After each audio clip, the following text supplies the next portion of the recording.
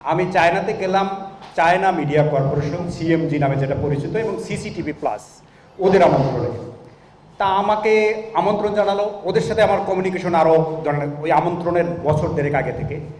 তো যে মেয়েটা আমার সাথে কমিউনিকেট করতো এবং আমাকে মানে এয়ারপোর্টে রিসিভ করতে আসলো, বেইজিংয়ের এয়ারপোর্টে, আমি তাকে জিজ্ঞেস করলাম যে তুমি আমাকে কিভাবে কানেক্ট করলা, আমার কথা তোমাকে কে বলেছে, তো রেফার কে করেছে?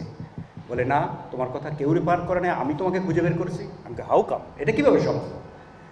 বলে যে আমি খুঁজেছি যে বাংলাদেশের মানে ইফেক্টিভ মিডিয়া কোন কোন মিডিয়া হাউসগুলো আছে।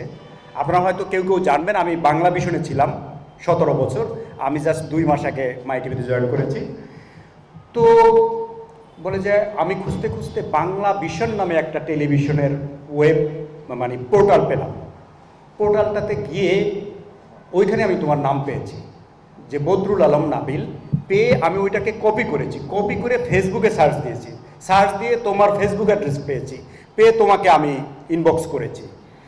তা আমি তাকে আবার জিজ্ঞেস করলাম যে আমার আগে আরেকটা নাম ছিল প্রধান সম্পাদক, আমি হলাম এক্সিকিউটিভ এডিটর, তার আগে চিফ এডিটর একজনের নাম ছিল, ওনাকে নক না করে তুমি আমাকে কেন নক করলে? বলে আমার কাছে মনে হয়েছে আমি আমার পারপাস, আমি যে জন্য যোগাযোগ করতে চাই তার জন্য তুমি পারফেক্ট ব্যক্তি, আমার মনে হয়েছে। যাই হোক, কথাটা এরকম। তারপরে ডয়েচে বেলে আমার সাথে যোগাযোগ করেছে, তাও জার্মানি থেকে, তাও কিন্তু লোকাল তাদের যে করেসপন্ডেন্ট তারা কিন্তু করেন নাই। তো আপনার এবার বুঝে দেখেন যে ডিজিটাল মিডিয়ার ক্ষমতা কত। এর আগে কিন্তু আমি ধরেন বাংলা ভিশনে 2008 সালে জয়েন করেছি, তার আগে আমি আমি বলছিলাম যে ডেইলি স্টার গ্রুপেরই একটা সাপ্তাহিক পত্রিকা ছিল, সাপ্তাহিক 2000, যেই পত্রিকায় আজকের যে আইন উপদেষ্টা আসিফ নজরুল সাহেবও ছিলেন, গোলাম মুর্তজা ছিলেন, আরও বিখ্যাত বহুত মানুষ ছিলেন। তো সেখানে তাদের সাথে আমি কাজ করার সুযোগ হয়েছে। তো আমি বাংলা ভিশনের প্রোগ্রাম থেকে শুরু করেছি, special correspondent, senior reporter, chief reporter, executive editor, news editor, country editor, প্রায় যত জায়গায় কাজ করা সম্ভব বাংলা ভিশনের সব রোলে আমি কাজ করার সুযোগ আমি পেয়েছি।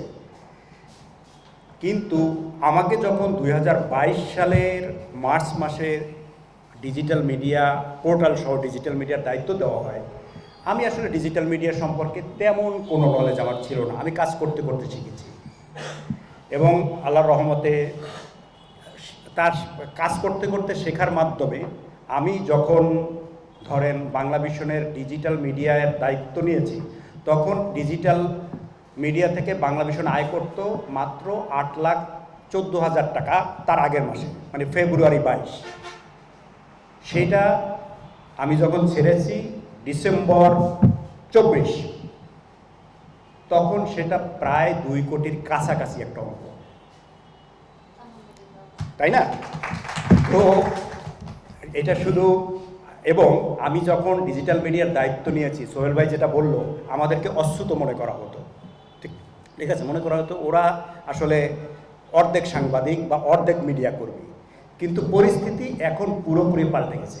টেলিভিশন কিন্তু এখন আর কেউ দেখে না। ভাই যেটা বলছিল, পত্রিকাও খুব কম মানুষ পড়ে, বা পড়েই না বলতে হয়। কিছুদিন পরে আসলে টেলিভিশন থাকবেও না, আমার কাছে মনে হয় বেশিরভাগ বোদ্ধা ব্যক্তিরাই বলে থাকবে। ডিজিটাল মিডিয়া আরও বহুদিন এই সোসাইটিকে, এই পৃথিবীতে, এই যে বিশ্বকে শাসন করবে। তো আমরা যারা ধরেন প্রথম প্রজন্মে, আমাদের আগে যারা এসেছে, আমি এখানে একটা কথা উল্লেখ করতে চাই। 2006 সালে 6 বা 5 এরকম হবে, ইউটিউব যখন চালু হয়, সালটা আমার ঠিক মনে নাই, তার কিছুদিন পরেই জাকারিয়া স্বপনকে আপনারা এইখানে যারা আছেন সবাই চিনবেন, আপনারা হয়তো তাদের নাম শুনবেন। উনি তখন আমেরিকায় থাকতেন। উনি আমাকে জিজ্ঞেস করলেন যে নাবিল, উনি সাপ্তাহিক 2000-এ লিখতেন, আমি চিফ রিপোর্টার হিসাবে ওনার সাথে আমার রেগুলার যোগাযোগ ছিল। এই যে সাপ্তাহিক 2000-এ কন্ট্রিবিউটর হিসেবে কাজ করতো, সেও জানে।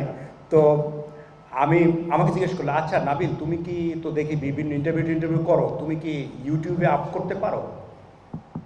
তো তখন আমি বিষয়টাকে গুরুত্ব দেয়নি। উনি আমাকে বললেন যে তুমি যদি চাও তো আমি তোমাকে শিখাই দেবো। তো আমি কিন্তু তখন শুরু করিনি, আমি পিছিয়ে আছি। অনেকে যারা আগে শুরু করেছে তারা অনেক দূর এগিয়ে গেছে।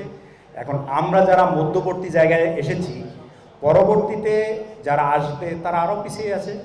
আরেকটা কথা আমি আপনাদেরকে বলবো যে এখন যারা শুধু টেলিভিশনে সাংবাদিকতা করছে বা পত্রিকায় সাংবাদিকতা করছে বা গণমাধ্যম কর্মী হিসেবে কাজ করছে, তারা যদি ডিজিটাল মিডিয়ার সক্ষমতা, পারদর্শিতা এবং দক্ষতা অর্জন না করে ভবিষ্যতে তারা আসলে মিডিয়ায় টিকে থাকতে পারবে না। এটা আমি কনফিডেন্টলি বলতে পারি। আমি প্রথমেই ধন্যবাদ জানাই দিলওয়ার হোসেন ভাইকে, তিনি অক্লান্ত পরিশ্রম করে এই সংগঠনটা দাঁড় করিয়েছেন। ডক্টর তৃণা ইসলামকে ধন্যবাদ জানাই, তার সাথে কয়েকদিন আগেও আমার কথা হয়েছে। তারপর আমার পাশে আছেন এই সংগঠনেরই সাধারণ সম্পাদক বা সেক্রেটারি রায়হানুল্লাহ রবিন, এছাড়া আছেন রুহুল আমিন রনি ভাই, তার সাথে তার নাম আমি অনেক জানতাম, বিখ্যাত মানুষ, কিন্তু এই প্রথম তার সাথে সাক্ষাৎ হওয়ার সৌভাগ্য আমার হলো। যদিও প্রথম হলো আমার প্রিয় পত্রিকা এবং আমি একসময় ওই হাউসের সাথেই কাজ করতাম। তারপরে মিজানুর রহমান সোহেল ভাই আমার পাশে আছেন, প্রিয় মানুষ, তার সাথে আমার মাঝে মাঝে দেখা হয় এবং ফেসবুকে মাঝে মাঝে কথাও হয়। আর লুৎফি চৌধুরী ভাইয়ের নামও আমি বহু শুনেছি, কিন্তু আজকে দেখার সুযোগ, সাক্ষাৎ হওয়ার সুযোগ হয়েছে। সবচেয়ে ফেমাস মানুষ, কিন্তু আমি ফেমাস না, তো সে কারণে আসলে দেখার সাক্ষাৎ ঠিক হয়ে ওঠে। আর আমি একটু ব্যক্তিগতভাবে আমার কিছু বদ অভ্যাস আছে, একটা খুবই খারাপ অভ্যাস, আমি যখন যে কাজের মধ্যে থাকি আমি ডুবে থাকি, আমি আসলে তাকাই না, যার কারণে আমার সোশ্যাল কমিউনিকেশনগুলি খুবই দুর্বল।